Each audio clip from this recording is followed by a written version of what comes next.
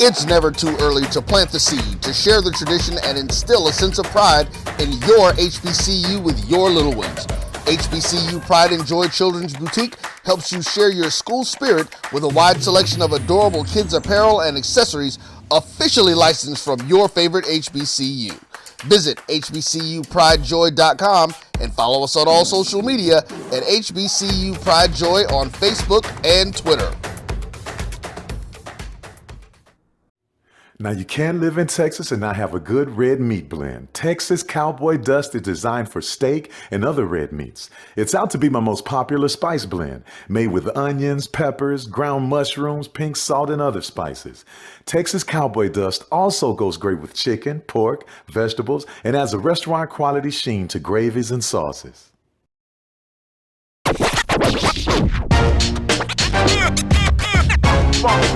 It's like a loop machine. Going around town, trying to get down. Vanilla smoked sea salt seasoning is for seafood. The tarragon and fennel bring out the natural sweetness in seafood. I also use it in rice dishes, on yams, asparagus, blueberry pancakes, and believe it or not, chocolate chip cookies. Vanilla smoked sea salt adds a salty and savory component to sweet dishes that create a symphony for the tongue. Sugar Chateau Desserts is a specialty bakery located in the Charlotte, North Carolina metro area. We will create delicious and one-of-a-kind treats for any occasion. Sugar Chateau is currently shipping cakes in a jar, offering a variety of different flavors in a single-serve container that can help you celebrate in accordance with social distancing. Place your orders today by calling 803-526-7895 or visiting sugarchateaudesserts.com. True Black Essentials is a retail opportunity to bring Black businesses under one roof where every product on every shelf in every aisle will be Black owned and Black produced by people all over the world. Statistics show that the $1.3 trillion of spending power that we have as Black people can easily be turned into each Black person having $2 million if we were to shop Black for 2 years. So True Black Essentials will launch an e-commerce store on November 1st, 2020, but we will open up brick and mortar stores in Atlanta, New Orleans, Charlotte, Houston, and Jacksonville, with the very first store opening in Atlanta, June 19, 2021.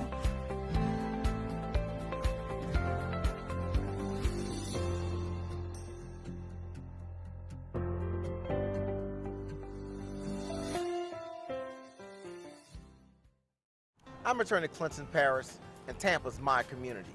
I grew up here, went to school here, and my wife and I make our home here. What makes Tampa special are its people. So when I represent someone injured in my community, it's personal. Call my office and speak to a real lawyer and not some referral service. I will fight the insurance companies to get the settlement that you deserve.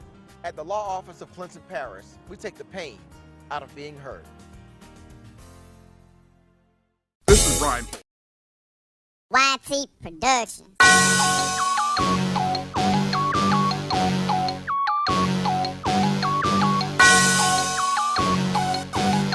Yeah. I love my HBCU. And boy, I love it, love it. I love it, love it. I love my HBCU. And man, I hope my team they won. Yeah. I hope my team they won. Yeah. Man. I hope my team they won. I hope my team they won. Yeah. I tune into the HBCU Sports Lab to see if my team won or lost. If they lost, I'm quiet as a mouse. But if they won, keep tab. I'ma do the dab, yeah. Dr. Cavill, he know what he be talking about. Mike and Charles, they know what they be talking about. They compress the analytic data with this hip hop. If you know them like I know them, they gon' tell you if your team, if they won or lost, and who the ball. So listen to Professor, yes sir, and pay attention, cause he gon' teach a lesson. And you gon' learn today, how your team they play, how they play, boy, you gon' learn today, how your team they play, how they play, yeah. We represent that swag, that MEAC, and let me say, what's up to Tennessee State, tune into the This is Dr. Ville with Inside the HBCU Sports Lab with Mike Washington, Charles Bishop. Mike is still out on assignment. It looked like I was a little bit out on assignment enjoying the Memorial weekend, I guess, the extra day. Maybe got me excited. But sitting in for Mike is none other than A.D. Drew. And we'll be bringing in shortly none other than Rob Calloway. We're going to really pay homage to an individual that meant a lot to people in the SIAC, Morehouse, as well as the Atlanta area. So we had a couple of people that had direct experience with him, and we want to speak to that. With that being said, welcome to episode 143 of Inside the HBCU Sports Lab radio show and podcast, the show that's covering the sporting HBCU diaspora, all things HBCU sports with institutions large and small. From NEIA to the NCAA, we share insights and information on the HBCU sports culture, HBCU athletic aesthetics to facilitate the story of HBCU athletic programs in the business of HBCU sports. I'm your host, Dr. Kenyatta Piville, along with co-host Mike Washington, Charles Bishop. We're filming from our home studio and sending a signal live to KSOH 1230 AM studios with the Texas Radio Hall of Famer, Ralph Cooper, in the beautiful home of Texas Southern University from Houston, Texas. With that, we have none other than Rob Calloway. He's in here. And really want to talk about Coach Brewer as today's episode of Inside the HBCU Sports Lab is sponsored by THG Agency. THG Agency is a company that provides sporting, educational, consulting, and data analytics. Usually I would jump off and ask everybody how they're doing, but because of the solemn occasion, we're going to jump in here and just do the acknowledgement. Morehouse community mourns the loss of longtime head basketball coach Grady L. Brewer. Those in Atlanta know him deeply and in different ways as a tremendous father, husband, not just as a coach. And so I had some of my colleagues reach out to me, Rob, in terms of that. And Rob, when he reaches out to me, I know it's serious. A.D. Drew reached out to me. And so I thought it was appropriate that we have the platform to give these individuals an opportunity to say some words for everybody to really understand and get the impact of Coach Brewer. So I'm gonna start with you, Rob, because you're a guest and jumping on here and taking out of your busy schedule to do this. What are your first thoughts that come to mind when you think about Coach Brewer? Man, can y'all hear me okay? Yes, you're good. Okay. All right, cool. All right, so, well, first of all, how y'all doing, man? Doc, Charles, what's up, Charles? There he is. Hey, what do you say, Rob? D. Charles Bishop with 2 E's. There he is. Well, you know, the goddamn truth is, man, when I think of Grady Brewer, just one word comes to mind: Atlanta. Like, that dude was Atlanta.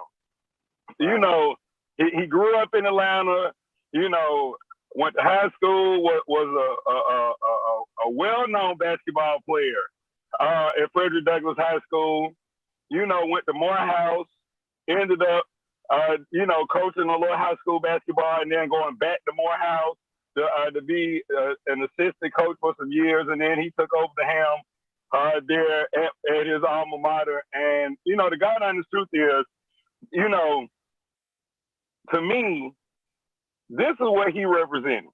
And, you know, in the AU Center, it's been a lot of fluctuation, right? Ever since Morris Brown and the whole thing, and Clark Atlanta University just can't ever seem to be able to find a coach that fits, you know, whatever it is that they're looking for. At Morehouse College, within the AU Center, Morehouse College, their athletic department represented stability. When you talk about guys like Coach Brewer and Coach Rich Freeman, the head football coach there, you know, those guys are program guys. They've been there. You know what I'm saying? And they've outlasted, I mean, I don't know how many coaches they've had at Clark Atlanta University. When you talk about football, I'm not sure about basketball, but it's been a turnover. But those guys have been the cornerstones, if you will, of Atlanta University Center's athletics. And so, you know, I have several friends that I went to high school with that ended up going to Morehouse to play for Coach Brewer, and just talking to them, over the past 24 hours or so, everybody has had the same sentiments, and that is that he was a leader of men. And it's the difference between just being a coach and getting these guys in so you can get your wins up so that you can move on to the next level versus being a leader of men and making sure that your guys get that college degree so that they can go out and be, productive citizens. You know what I'm saying? Because everybody's not going to make it to the NBA. Everybody not going to make it to just a professional level in general, overseas, wherever. So, he did a great job of preparing men to go out into the world and represent that that Morehouse, that brand that is just synonymous with greatness. And if nothing else, that's what Coach Brewer, he represented was greatness, or as I like to say, black excellence. So he's gonna be greatly missed, man. And the thing about it is what really got me was that because over the past 6 months or so, I just kind of just been in my own little bubble and, getting all, I got a plethora of things going on. So I just been in my own little bubble. So, I hadn't really been in contact with anyone, and so when the pandemic first broke out, and I started doing the show like 3 or 4 times a week, he was one of the guys that was, was always willing to talk. And I'd be very honest. Now, I mean, he was giving me a lot of information about this. Like, I knew about the SIAC before. You remember I hit you up and was like, hey, you heard about the SIAC? Hey, because he was a reliable dude. Like, he trusted me with that information, and he knew that I wasn't going to abuse it, that I was going to use it and make sure that the information got out, And so the last time that I actually talked to Coach Brewer was in August. That was the last time we talked, was August. And like I say, man, when I got that news, man, just thinking it's been like almost a year since I talked to him. Wow. It just bothered me. You know what I'm saying? God, because he was a class act, so, not to get long with it, man. That dude was just that. I mean, and it's gonna be tough to replace somebody like that, man. Somebody that's been associated. I really appreciate you sharing that part of it, and I think you said it and you poured out your heart in terms of taking us back to what he meant for Atlanta and and just not Morehouse as well as SIAC, and that he's going to be hard to place. I want to get A.D. Drew in here to talk about his experience coaching against him, to give a different perspective as we're kind of on top of it. But if you would, a couple of minutes, if you would, A.D. Drew, talk about a little bit about what your fond memories are of Coach Brewer in terms of being on the basketball court in the hardwood, or what that was like. Well, and I'm coming from the other end of the Morehouse-Tuskegee rivalry. And I'm putting Morehouse out in front of that rivalry out of respect right now, because everything's about Morehouse and what they have done. When you Grady Brewer, and I said this to somebody, he's kind of like the Eddie Robinson of Morehouse College. That's what he meant to Morehouse, like Eddie Robinson meant to Grambling back in the day. And going off on change, like Rob said, it's going to be tough to be the man who replaces the man. Now, Grady Brewer came in and replaced another Morehouse legend. So hopefully somebody else will be able to come in. Hopefully they'll keep it in the family like they did with Grady and replace him. Now, when you met a Grady Brewer coach team, well disciplined, good defense, We had those battles, and because it was Tuskegee and Morehouse, the gym was always going to be packed, no matter whether we played at Chappie James on the campus of Tuskegee University or the Forbes Arena on the campus of Morehouse College. And sometimes it was just as many Tuskegee alumni at the game in Atlanta as it was Morehouse alumni. And it was just an intense rivalry. And I remember I had 2 different coaching stints at Tuskegee. And this was during our first coaching stint. Now we had one of those bad teams. I think we had 3 or 4 wins going into the SIAC tournament. Guess who our first round matchup was with? Morehouse. The Maroon Tigers. Golden Tigers versus Maroon Tigers. And we upset them in the first round of that tournament. And I believe Morehouse may have been like number 1 on this was before they went east-west. Morehouse may have been a number 2 seed, which tells you how bad we were if we're playing the number 2 seed in the first round of the SIAC tournament. And we somehow eked out a win against them. And I turned around to our head coach and I said, Coach Wagner, I was like, damn, you know something? I think we may have just blown Morehouse's chance to go to the D2 playoffs because they had a team that was that good. And of course, but you know how they say, anything happens in a rivalry. And that particular night, we were better. I haven't had time to go back and look at the records and see what that all-time win was against in that Tuskegee Morehouse rivalry when we played each other, let alone go back and see what we did. And when I say we, when I was a part of the coaching staff against Morehouse, but I just know that we beat them on that day. And of course, you always remember the victories more than you remember the defeats.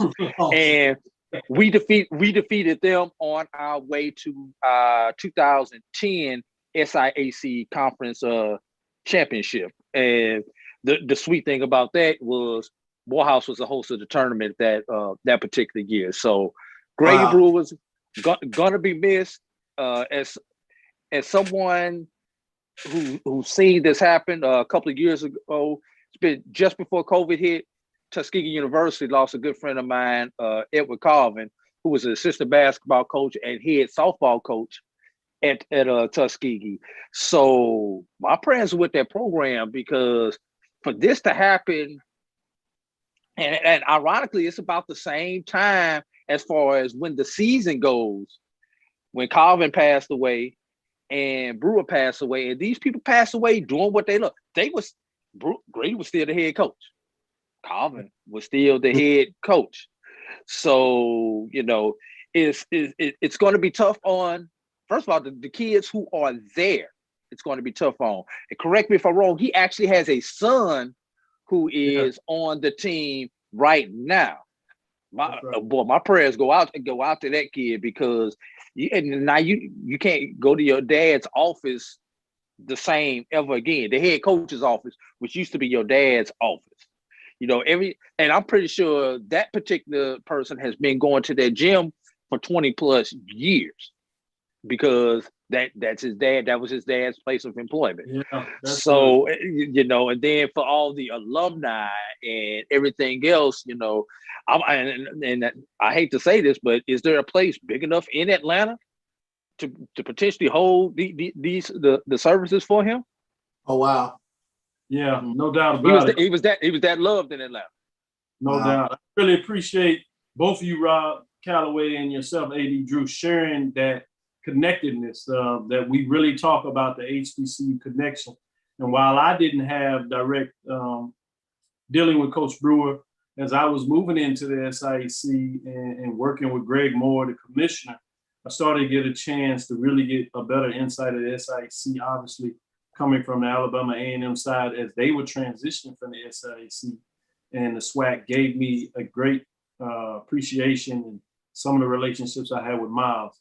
But we're up against it.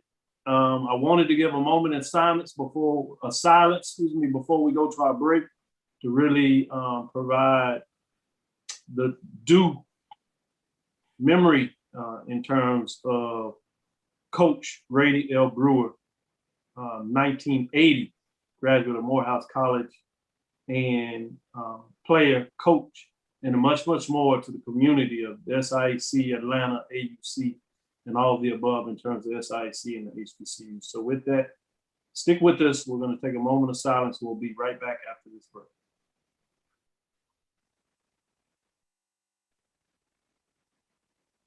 This is Brian Fulford. AD Drew and I are co-hosts of the BCSN Sports Wrap. We talk about all things related to HBCU athletics. From the games, teams, coaches, and fan interest stories, we cover it all. You can find our shows on Facebook at BCSN Sports Wrap, YouTube at MyJBN Online, and everywhere you listen to podcasts like Anchor, Spotify, Google, and Apple Podcasts. You can also find the show on the Jericho Broadcast Network's app. Make sure to download. We look forward to you joining the conversation and being a part of the show. It was a monumental game for A&M and Tampa. It was a monumental game. Somebody had to lose, and thank God it was them this time. We knew it was going to be a battle. Look at Jake Gaither's record. 202 and 36, I think, some off-the-wall figures. And nobody would play him because they didn't want to take a chance of getting beat. But the truth of it is, over 46,000 tickets. Blacks were sitting in the east stands. The whites were sitting in the west stands. And the score wound up 34-28. The only thing we proved that we wasn't inferior, that we were not inferior, and we were not afraid. For one night, for 160 minutes, we was better than them. Have you had your Earthblend coffee today? At Earthblend Coffee, we take pride in offering you the very best of beans across the world, blended and roasted to perfection, giving you superior quality and satisfying and flavorful taste. Experience the world in one cup with Earthblend Coffee.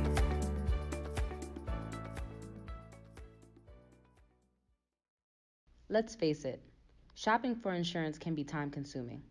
That's why when it comes to your auto, home, and life insurance needs, make things simple and trust the experts at Allstate. They will help you get the coverage that fits your needs while helping you bundle your life, home, and auto policies. Bundling saves you money, sure, but it also saves you time, so you can enjoy the things that matter most even more. Contact me, Tammy Haynes, your local agent, for a free personalized insurance quote. Allstate, are you in good hands? How they play, boy, you gon' learn today. How your team they play. How they play, yeah. We represent that swag, that MEAC, and let me say, what's up to Tennessee? This is Dr. Bill with Inside the HBCU Sports Lab with Mike Washington, Charles Bishop. Sitting in for Mike, we have as a guest co-host, A.D. Drew, giving us some knowledge. We're going to jump into it as we're still dealing with a little bit of baseball, but we've really chopped it up on baseball. We have some champions to honor this week. Dillon, out of the Gold Coast Athletic Conference, their men's 4x100 wins a national title. Dillon Athletics, so shout out to Emery Nash, Matt Jones, Javante Izzard, and Kermit Bouget. I hope that I'm pronouncing that right, Buggage, in terms of getting it done, in terms of the last men's team that did it. But this gives you some momentum in terms of what this team is doing in terms of all the highlights. Leading this was a sophomore. Well, I said, let me start out with the senior and give him proper credit. The senior, Cody Brandt, sophomore, Willie McCauley, sophomore, Caleb McClennan, and freshman, James Ray Pennington third. Think about that in terms of these individuals that led the way in terms of what that looks like with so many different ways in terms of this team. But we're going to put a pin in it right there. We have our guest, none other than Mr. Todd Brown.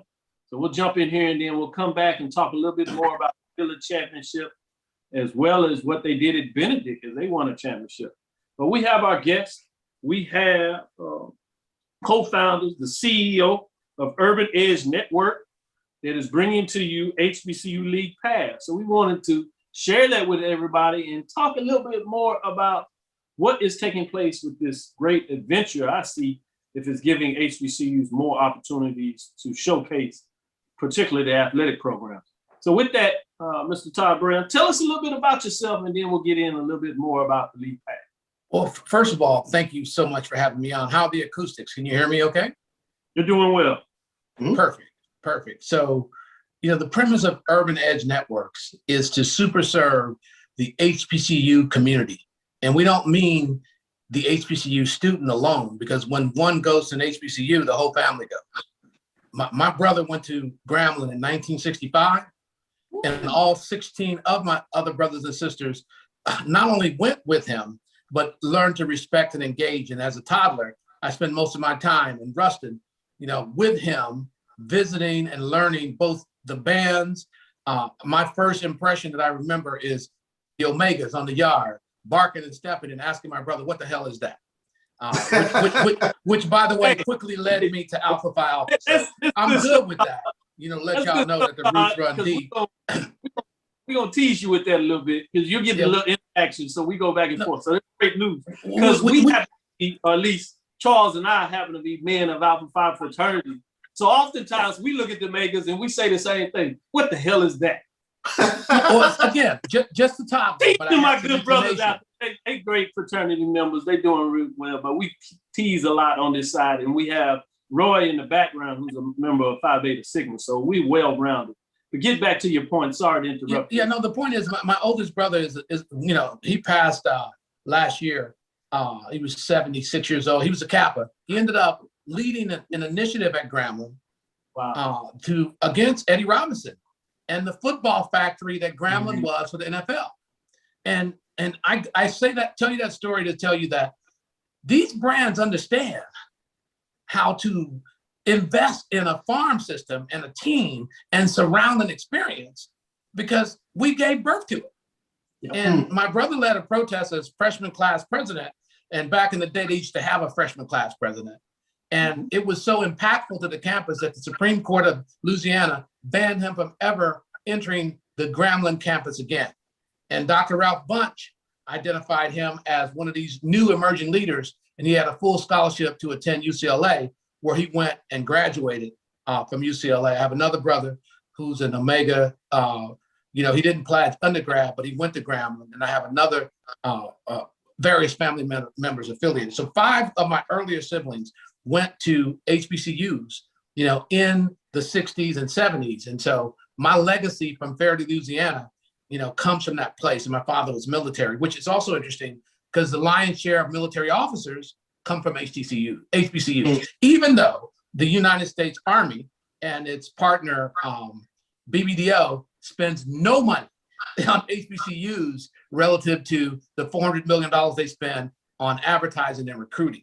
So the notion of my experience at HBCUs is the legacy of greatness and a legacy of lack of investment, and to see the deterioration of the infrastructure, and to see that the predominance of HBCU programs, sports and athletic wise, were the bedrock for professional sports, and now what I call professional sports in the NCAA, and yet we see none of the resources. So we see Black bodies being monetized by everybody, and you see interesting things like LSU having a deal with Coca-Cola for pouring rights at $3 million, and you see 32% more beverages from Coca-Cola being consumed by Southern University, which doesn't have a pouring rights deal. You see Pepsi announce a mega deal for the entire conference that comes from their DEI budget, not their marketing budget. So the idea of HBCU and Urban Edge Networks is to bring the money back.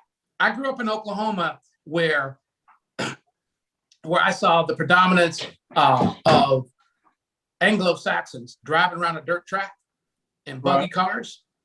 And now I live 10 miles from the Texas Speedway. And so from Thursday to Sunday, you do not see an inch in that 10-acre parking lot for a brand not covering the pregame, the middle of the game, in the stadium. Even the car driver himself is completely wrapped in brands, every inch of that state. So what I say, Urban Edge Networks, and what I say, HBCU League Pass, let's invite these brands to the 50 NASCAR events that take place in the fall and the 35 that take place in the spring, called the 14 sports that HBCUs are engaged in. And let's re-bring those brands back in a way that supports as opposed to exploits those experiences. So when you talk to the 5 conferences, you'll start to hear about deals that they've made as far as their linear rights. And you start to see that if you don't attend an HBCU game, you don't see an HBCU game. And you may see one on midnight or on YouTube or edged out, where those are the same world-class athletes given an opportunity to actually participate in world-class facilities. They're going to choose home, because guess what happens? After 100 athletes are recruited at Alabama, 20 get to play, 80 of them in their athletic dreams, and they were trapped in a non-transfer rule, even though the coach can transfer at any time.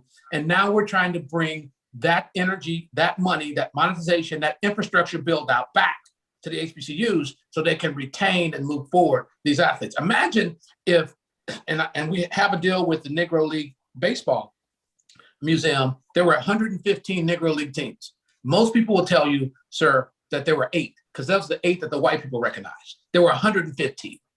And imagine one of the initiatives that we're doing, we're relaunching the Negro League Baseball with a focus on a crescendo game that we have in our vision for the Negro Leagues to play at the Negro League Museum at a stadium named for a former HBCU and Negro League alum. And here's what we mean by that. They have an initiative right now called RBI, Rejuvenating Baseball in Inner City, or something close to the R. And they have 7 stadiums they've identified. But guess what Major League Baseball doesn't have, sir? A relationship with the HBCUs. That's right.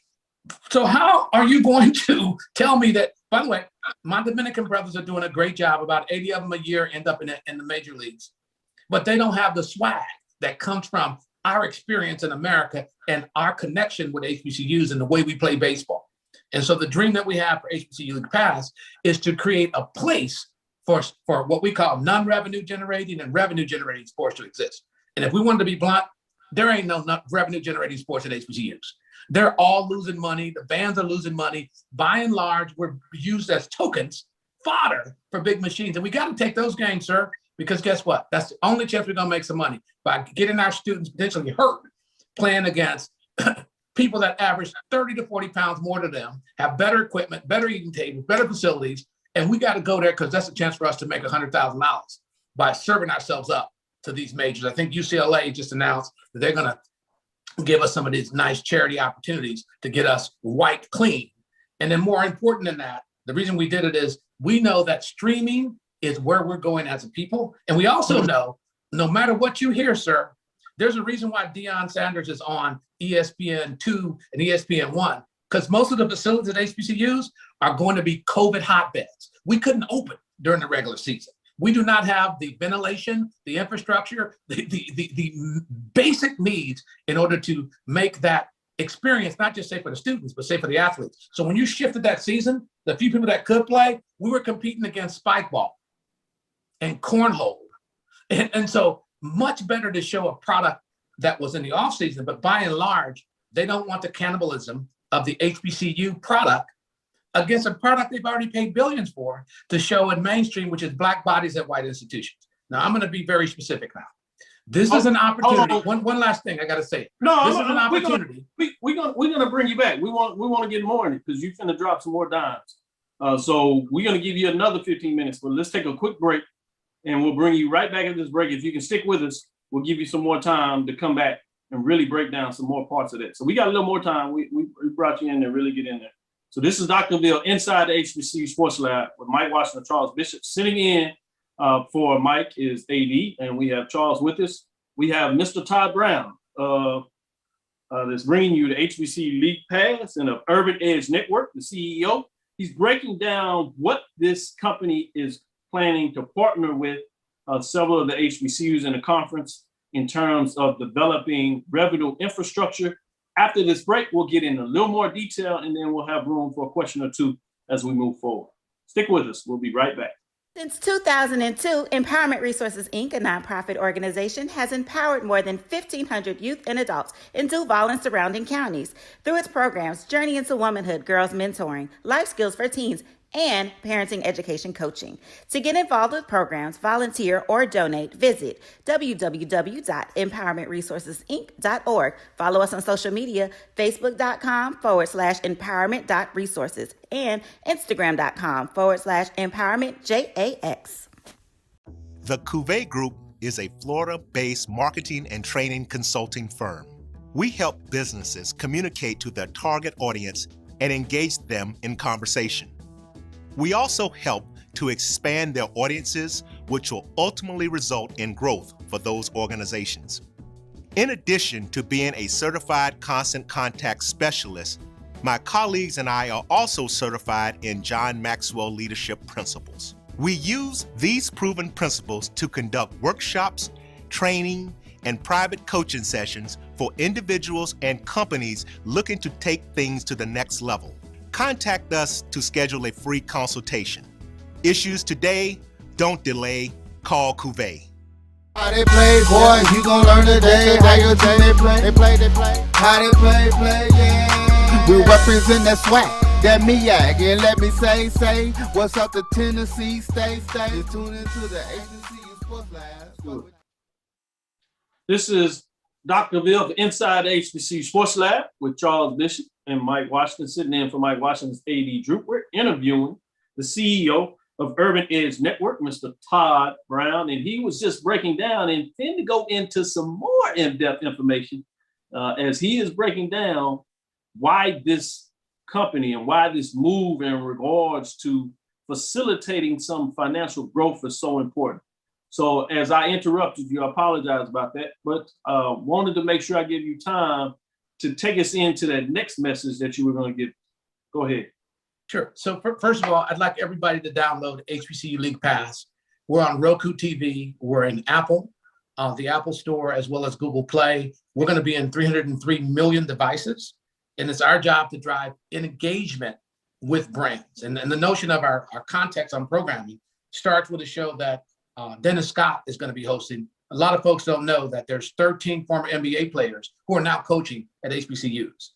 And so those coaches are not getting the shine and the exposure. And then folks, here's what folks ask me the most, Dr. Cabell. How in the hell are you going to do what ESPN does? And I told them how many Black people I know that work at ESPN, that work the cameras, that work in front of the cameras, that shoot it, that produce it. I tell them how much HBCU content is the #1 trending content on an area that they never get paid on. It's called Instagram and Facebook. And I tell them about all of the free content that we produce, and none of it gets produced in a way that is delivering value back to the source. This is Africa. We have 102, if you count Morris Brown, African continents and potentates. And we have everyone tapping into that vein, and nothing is coming back to Africa. And so that resource drain is what I'm pledging the rest of my days for, is delivering a business model and a mechanism to do what my friend Byron Allen has called, which is to do what they did in 1866. Demand that Black-owned businesses can participate in the economy. Not 1964, which you can drive a truck through, which gave minority, meaning white women, which gave LGBTQ, which means everybody except Black people, which gave disabled. Everyone's got this law, and that law is for them to participate in the economy. We're holding the economy accountable for doing business with Black. We're teaching people a new word. We're not talking about the diversity, inclusion, and equity. We're talking about Black, Black, Black. Because when you do a crime, a Black man with a beard, with an HBCU hat, with gray on the top, he did the crime. But when it comes to an economic conversation, it's minority, it's diversity, it's DEI. So the idea of us having a conversation about showing any of the activities of the 101 institutions and the 14 sports that they know about, the bands which generally are losing money. And why isn't our bands being sponsored? You know, to be in a situation where we're paying to do not original music, but cover music, and having an expense in that way, and then moving into the third tier of our business model, which is gaming, which we're dominating gaming, but everyone else is monetizing that gaming. So a business model says that advertising, subscription, live games, in-app opportunities, and then moreover, it says that if we represent 13% of the economy, 1.3 trillion, and we influence 7 trillion, why can't we be surrounded in a way that you surround uncomfortable, Confederate flag waving, 100% Fox leaning NASCAR? So we know you're not scared of the edges, because that's the edge. And it's fully supported by American 1,000 brands. We're asking you to repatriate that back to it. Now, understand, I'm not forgiving us either. We have a lot of HBCUs that just they're not in the business of business. They're not led by business folks. They do deals that are not in their best interest, and they are happy if the conference makes $2 million and divide with 14 teams across all of their sports. And they've done deals with some majority white folks who have told them that you can't monetize HBCU sports because it doesn't draw a number, doesn't meet a Nielsen measure. There's no economy to charge Black folks an extra $50 a month in their cable bill so they can see a game that you choose. We're bringing a model that we're going to partner with brands. We're going to create opportunities for folks to play games that make sense and that are well received. And we're not going to set up a David and Goliath match where only way you can do at Southern University is go play up against UCLA, which is which, by the way, these programs make 75 to 100 million profit, and you lose money on every sport. They make 75 million a year profit because they're surrounded by brands. They've done deals for linear television, and they move forward. So at the end of the day, a factoid that I leave you, all these sports are rooted in our DNA. The first HBCU started in 1837 in February in Cheney State. So that was before baseball, football, bands. Bands were perfected at Florida A&M. And now all bands are being influenced, but we're paying for the rights for music from mainstream folks. So I'm into equity, I'm into ownership, I'm into delivery of value. And the number one issue that we have is we don't have the infrastructure to really be competitive. So when my world-class son shows up at the University of Alabama versus Alabama State, it's a no contest relative to who's positioned to develop him best, if indeed he makes it through Saban's jungle. But the reality of it is he or she is going to have a better experience with their own people surrounded, and they're going to matriculate and graduate and have an experience that lasts the rest of their life. So at the end of the day, we formed some strong relationships with key conferences where most of the sports are taking place. And we're putting on the table for the first time ever an opportunity for brands to partner with us so we can deliver this product in a powerful way. And then we're going to do what they call non-revenue generating sports. Women's volleyball, women's softball. We had a request to help fund an HBCU's golf team. So because of Title IX, they're about to lose another sport, but they didn't have enough money to fund the girls' golf team. So that's criminal. And we're asking a very uncomfortable question to our billionaires. Why aren't our billionaires funding golf for HBCUs? Because guess what? Stifel, major financial company, is funding NCAA golf for all of the white teams. So we need to be calling on our billionaires to lean into us the way that all those brands lean in. So at the end of the day, HBCU League Pass is revolutionary because Byron is suing mainstream and he's forcing them to do business with Black-owned media. And we are driving HBCUs to the trough for an opportunity to actually be valued and respected. And our commitment is to reinvest back into all of the infrastructures, starting with the gaming around sports, and deliver value to brands where they create a safe environment. And I say this out loud, Dr. Gravel, and I'll say it to you. No brand is happy, even though they pledged $50 billion allegedly to Black Lives Matter, no brand is happy to do business with Black Lives Matter. Because half of the country is against you when you mention Black Lives Matter, because it means a whole bunch of negative things, and it's been cast that way because we don't control our own narrative. However, when you say education, safest brand in the world, and you say HBCUs, you're talking about separating Blacks to build institutions and build delivery mechanisms to put them in a position to participate in the economy. And no one is against that, yet no one is spending any money toward it. We are here as world-class business folks who understand branding, who understand subscriptions, who understand advertising, to broker a conversation about delivering the value and creating franchises within what we call our Africa, which is the HBCUs, which is a rock bed of what we need to deliver. And that where we're not in the scarcity model, sir. So that's why we're doing it. That's what we're about. And that's what we plan to deliver to the millions of HBCU affiliated folks and a couple 100,000 that attend. Appreciate it. We got about 5 minutes here. I wanted to let Charles jump in here. I know he was so excited rocking back and forth. I'm going to let him jump in here and ask the question. Yeah, I mean, there are a lot of pieces to go here, but let me start here. Going forward, how huge is the subscription service or streaming with regards to consumers getting HBCU athletics? Well, I think the marketplace is at least 4 million if you talk about the alum and the affiliated. And our idea is to drive free engagement with sports on our platform, because we're going to be an ad-supported model.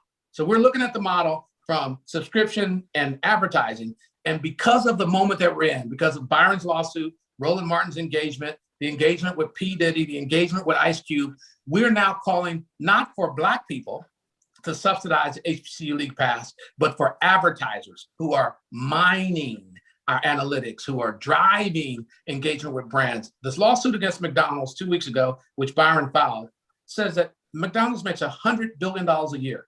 Black people consume 42% of that product, yet they do 0.005% of business with Black media. And on record, I think it says less than $6 million they spend on Black media. Well, that means that of every dollar they make, we're responsible for 42%. And you refuse to engage with our ability. By the way, last time I was at Howard, there's a McDonald's across the street on Georgia Avenue. And let me tell you, I've never seen it empty. So they are, again, parasiting on us as a host, and not just them, most brands are.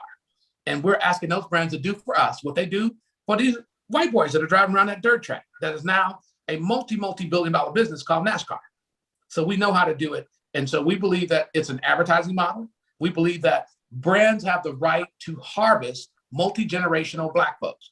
Again, when you go to college, your whole family goes to college. Plus you're in college 18 to 24. Then when you're out of college, you're a proud alum, or you're someone who did 2 years and you still believe in where you came from. And then your parents who helped to subsidize you while you were there are also engaged in the experience. And for a marketer to see a space that big that influences 43 million people in the United States, from their buy-in, and then the larger economy is 7 trillion. And if you don't believe me, ask Kim Kardashian. They know how to harvest our culture, but it came from us. Sure can. No doubt about it. We're right up against it, but I wanted you to give an update for them to download the HBCU League Pass and how they could go get more information if they want to stay engaged. With the Roland Martin is leading the drive, Dr. Cavell. We're using Operation Breadbasket. This is a very simple concept that Dr. King came up with. So first, you have to position a direct product, that allows them to pour into.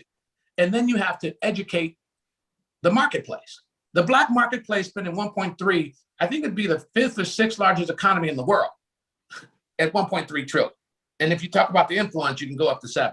But if you knew that for 42 cents of every dollar, that 42 cents of every dollar from McDonald's came from you, your demands on McDonald's would be a little bit different. Or your ability to say, I'm good with that, and us not participating in their supply chain. Same thing is true for Target. Same thing is true for all of the brands, because you don't get to an economy, and again, HBCU League Pass on all platforms, you don't get to an economy where there's $250 billion worth of advertising and you're getting 100 million.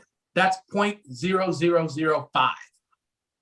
So that means everybody's screwing us. So the conversations that we've had recently with all of the major brands, because of Byron's lawsuit, because he bought the law firm that he used to sue Comcast, that he used to sue AT&T, that he used to sue Charter, and he won all those lawsuits and got a settlement because we have the right to exist. And we're saying we have the right to exist in this economy as well. And the demand is phase 2, educating the people. And phase 3 of this is being very focused on delivering a high value product where when they trust us, and I say to you again, sir, they trusted Quibi with $150 million for 6 months, from advertisers. They trusted it with $1.6 billion worth of venture capital. They trusted Facebook for 3 or 4 years, so they figured out a business model. They trusted Refinery 29. They trust Google. They just don't trust our stuff. And so we're asking them to trust us or understand that we do have economic power. And in this moment, we're ready to exert that power. But the demand, it's easier to do business with us. And we think that HBCU League Pass is a way to build those strong relationships and deliver value back to the HBCUs. Well Period. said. Yeah. Well, I have more questions, but hopefully we'll get you back on. Let me know, sir. No problem. We certainly will bring you back. We'll make this a multi-phase interview over the next couple of weeks as you move forward and launch everything. This is the President Todd Brown of the Urban Edge Network. Go and download HBCU League Pass on your mobile apps so we can support the brand and see all the features of HBCUs we want. They're doing some of the heavy lifting in the background. And so let's do what we necessary to support them. Again, thank you for your time. We'll be talking more often to make sure that you have a platform to get this information out. As things We're very move. excited. Thank you for having me on. No problem. Thank you for jumping. All right, gentlemen. Thank you so much. Take care. This is Dr. Bill inside the HBCU Sports Lab with Mike Washington and Charles Bishop. Stick with us. We'll be right back after this quick break, and we'll close out the show with the last 15 minutes. Shop Velvet Online Women's Boutique to spice up your closet with trendy, unique looks. We have fashionable and chic looks at very affordable prices. Velvet Boutique offers free shipping all year long on all orders. Shop online at www.melvetboutique.com. That's www.melvetboutique.com. Like us on Facebook and follow us on Instagram. Shop Velvet Online Women's Boutique.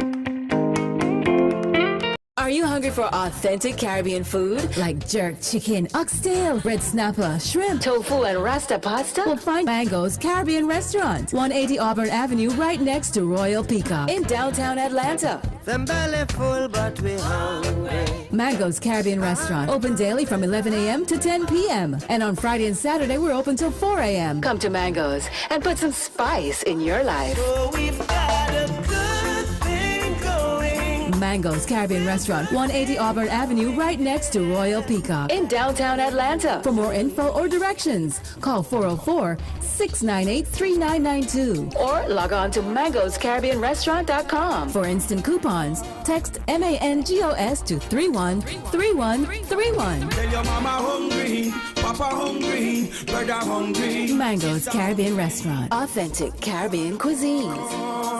Open up the door, tell your mama hungry. It's never too early to plant the seed, to share the tradition, and instill a sense of pride in your HBCU with your little ones. HBCU Pride and Joy Children's Boutique helps you share your school spirit with a wide selection of adorable kids' apparel and accessories officially licensed from your favorite HBCU. Visit hbcupridejoy.com and follow us on all social media at HBCU Pride Joy on Facebook and Twitter.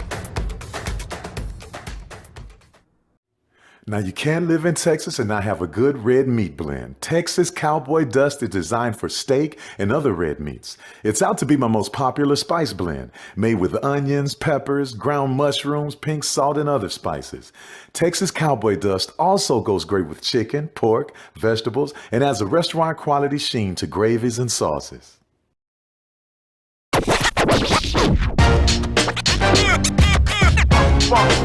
It's like a loop machine. All around town, people trying to get down.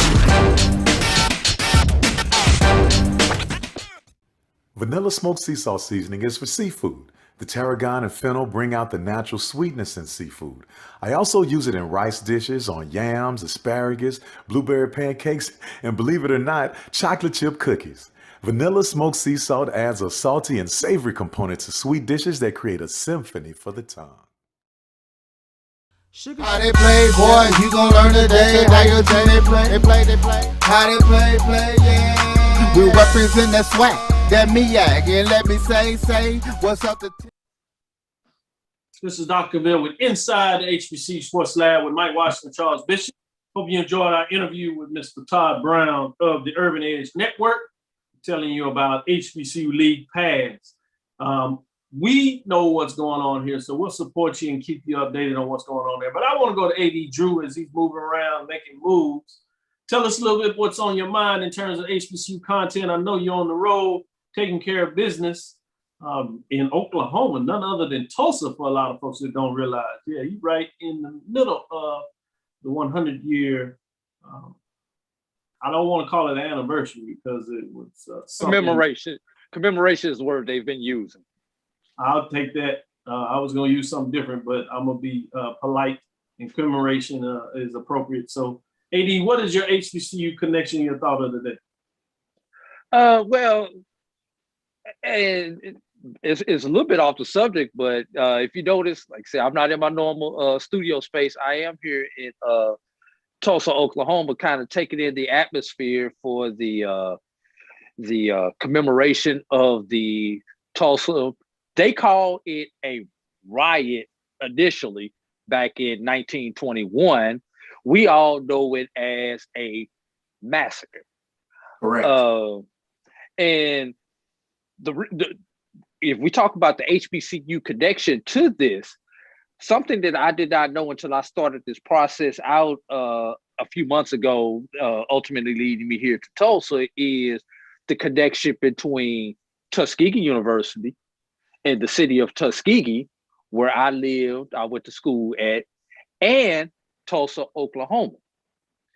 Why that connection? Booker T. Washington.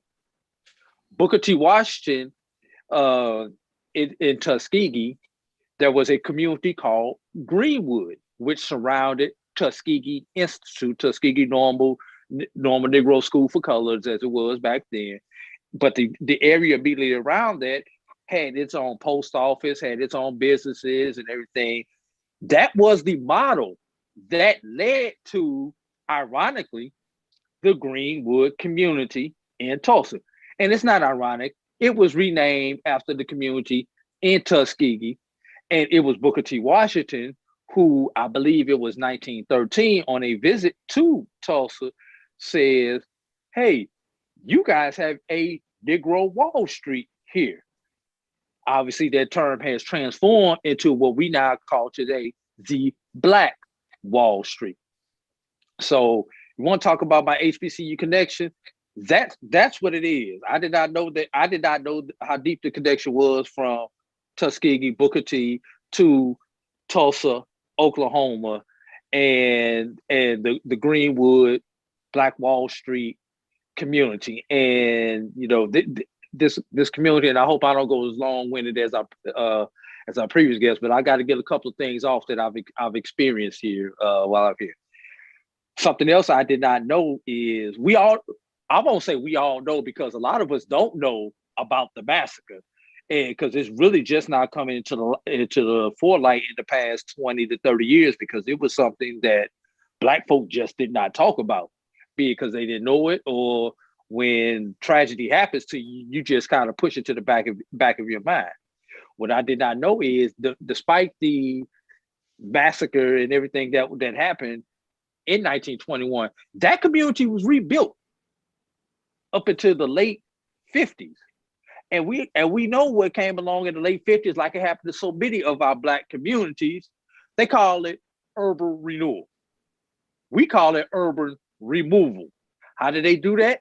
Like they always do. They put a highway right in the middle of the neighborhood to further separate the Black side of town from the white side of town, and the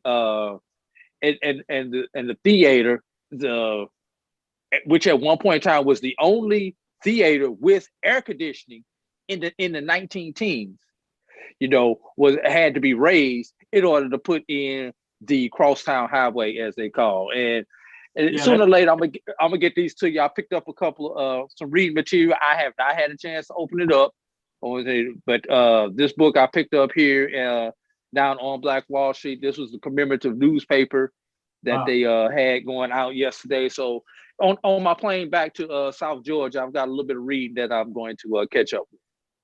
Appreciate you sharing that. That is certainly powerful. Charles, I know you wanted to close out on some news that needed to be shared. So let me give it to you before we close out on the show.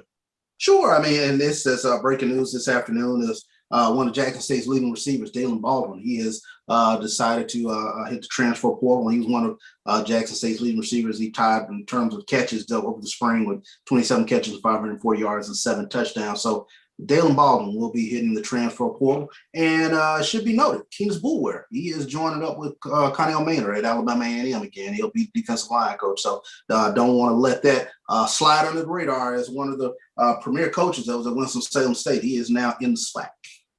No doubt about it, and we're going to take a deeper dive. Usually we save our Thursday show for more of our football news to get into it, a little deeper dive. And we'll get a chance to get in a little more of the track and field in terms of what takes place there. Obviously, everybody knows now in terms of Southern will head to Austin against University of Texas in that matchup.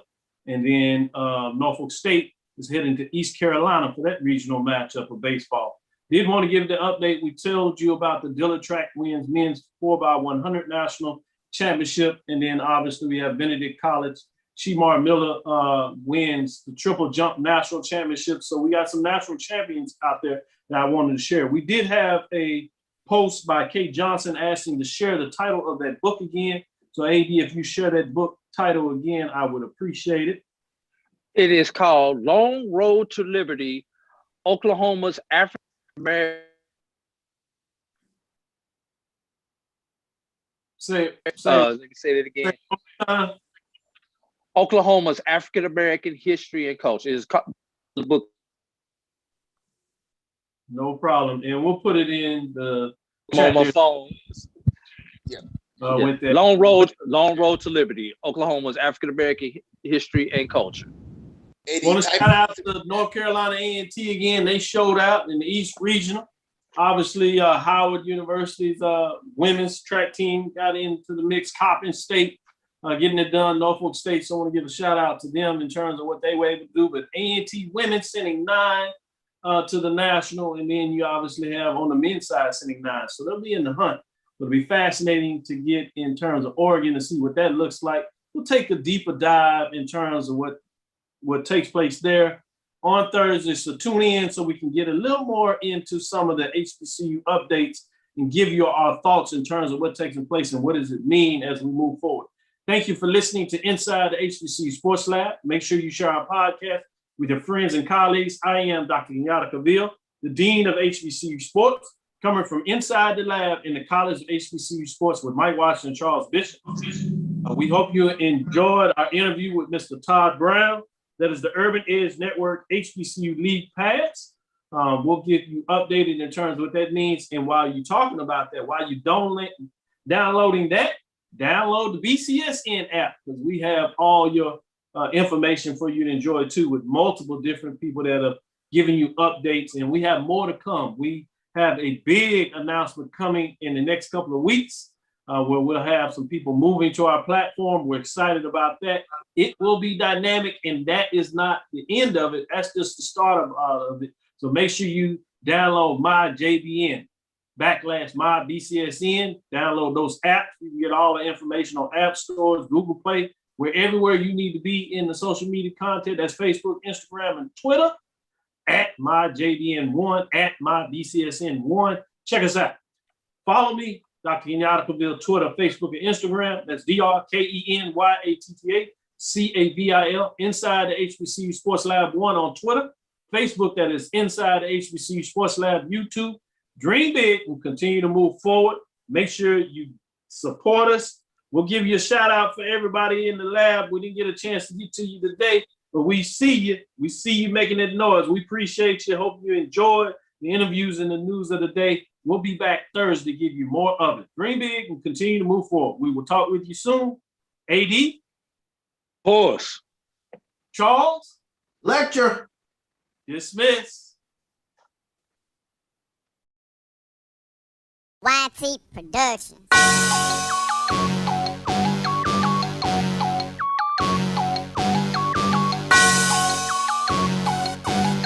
Yeah. I love my HBCU. And boy, I love it, love it. I love it, love it. I love my HBCU. And man, I hope my team they won. Yeah. I hope my team they won. Yeah. Man. I hope my team they won. I hope my team they won. Yeah. I tune into the HBCU Sports Lab to see if my team won or lost. If they lost, I'm quiet as a mouse. But if they won, keep tab. I'ma do the dab, yeah. Dr. Cavill, he know what he be talking about. Mike and Charles, they know what they be talking about. They compress the analytic data with this hip hop. If you know them like I know them, they gon' tell you if your team, if they wanna lose, and who the ball.